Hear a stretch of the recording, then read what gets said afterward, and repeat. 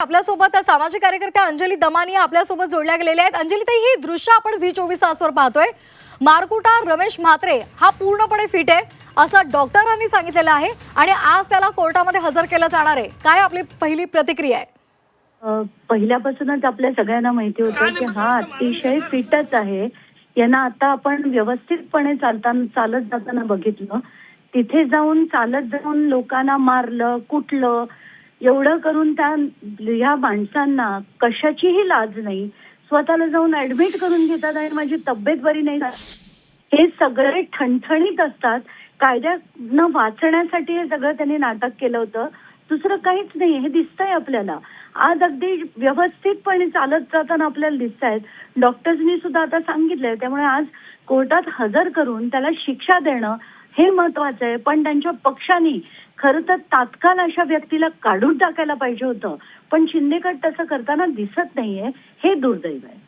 अगदी ज्या पद्धतीने आपण हा संपूर्ण प्रकार पाहिलेला आहे, सीसीटीव्ही फुटेज आपल्या समोर आलेला आहे, कशा पद्धतीने त्या महिला डॉक्टर असतील तसंच एक बाकीचे जे डॉक्टर आहेत त्यांच्यावर हात उचलला गेलाय, त्यांना मारहाण झालेली आहे आणि त्यामुळे त्या दोन डॉक्टरांनी राजीनामा दिला आणि ते या शहराच्या बाहेर गेलेत, त्यांना यायचं नाहीये। कशा पद्धतीने आपण या संपूर्ण घडामोडीकडे पाहता? अशा पद्धतीने डॉक्टरांना आपली नोकरी सोडावी लागते।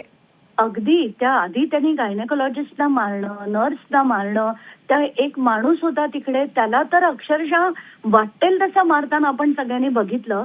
एवढंच नाही तर केडीएमसी हॉस्पिटलमध्ये या सगळ्या पॉलिटिशियन्सची काय दादागिरी होते हे देखील मी आता आज किंवा उद्या प्रेस कॉन्फरन्स घेऊन सांगणार आहे। किती पॉलिटिशियन्स या सगळ्या लोकांना त्रास देतात, सगळ्यांना स्वतःच्या घरात वापरलं जातंय। तिथल्या नर्सेसना या पॉलिटिशियनच्या, राजकारण्यांच्या आईना, वडिलांना सांभाळण्यासाठी नोकरी केल्यासारखं त्यांना घरी घेऊन जातात, त्यांचा वापर होतो। इथे कमी माणसं असतात आणि त्यांच्यावर यांची दादागिरी सहन करावी लागते, हे अतिशय शॉकिंग आहे। पण त्याच्यावर मी आता एक प्रेस कॉन्फरन्स वेगळी घेणारच आहे। अगदी धन्यवाद अंजली ताई, आपण दिलेल्या संपूर्ण माहितीसाठी आणि प्रतिक्रियेसाठी। तर शिवसेना युपीटीच्या उपनेत्या सुषमा अंधारे आपल्यासोबत जोडल्या गेलेल्या आहेत। सुषमा ताई, आपण हा संपूर्ण व्हिडिओ पाहिलेला आहे, सीसीटीव्ही फुटेज पाहिलेला आहे आणि आता या मारकुट्या रमेश म्हात्रेला कोर्टात हजर केलं जाणार आहे आणि तो सरळ सरळ व्यवस्थितपणे चालत पोलिसांच्या गाडीत बसलेला आहे, तो फिट आहे असं सुद्धा डॉक्टर सांगतायत। हॅलो, हा बोला सुषमा ताई। कायदा किती आणि कसा वाकवता येतो त्याचं उत्तम उदाहरण सध्या सत्ताधारी दाखवत आहेत।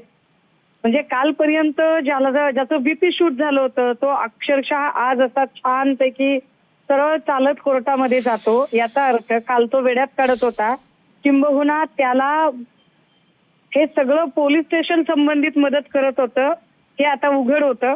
कारण जे पोलीस स्टेशन व्हिज्युअल्स मध्ये स्पष्टपणे रमेश म्हात्रे दिसत असतानाही त्याच्यावर गुन्हा दाखल करण्यासाठी टाळाटाळ करत होतं किंवा त्याच्यावर अटकेची कारवाई करणारा कचरत होतं, त्या पोलीस स्टेशन आणि संबंधित कर्मचाऱ्यांची कार्यपद्धती ही किती संशयास्पद आहे हे आता स्पष्ट होते। अगदी सुषमाताई, आणखी एक महत्त्वाचा मुद्दा म्हणजे काल आमच्या एका कार्यक्रमामध्ये ज्याच्यामध्ये कमलेश सुतार हे स्वतः आमचे मुख्य संपादक त्या कार्यक्रमामध्ये होते आणि त्यावेळेला राजू वाघमारे यांना त्यांनी माफी कधी मागणार असं विचारलं होतं आणि त्यावेळेला राजू वाघमारेंनी माफी मागितली, मात्र ही माफी मागून चालणार नाहीये। म्हात्रेची पक्षातून हकालपट्टी कधी, हा प्रश्न उठतोच आहे। मूळ प्रश्न असा आहे, राजू वाघमारेंनी चूक केली का? राजू वाघमारेंनी मारहाण केली का? कायद्यात आपल्याकडे अशी काही तरतूद आहे का की एकाने केलं आणि म्हणून दुसरा त्याच्यावरती माफी मागेल आणि प्रश्न सुटेल म्हणून?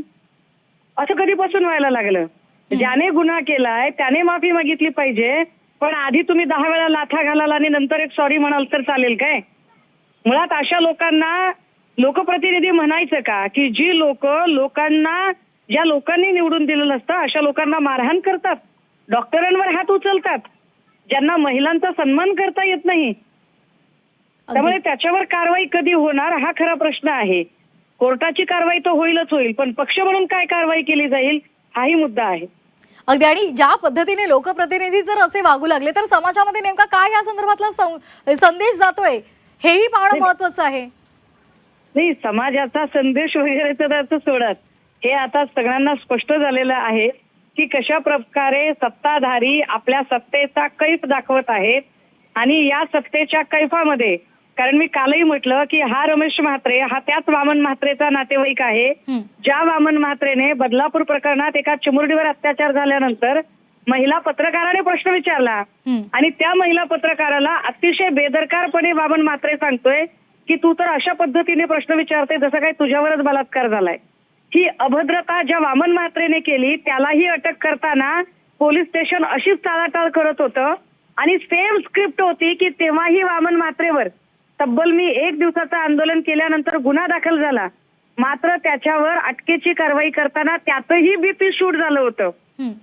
रमेश म्हात्रे तीच स्क्रिप्ट पुन्हा करतोय की यातही बीपी शूट होतंय. कमाल आहे.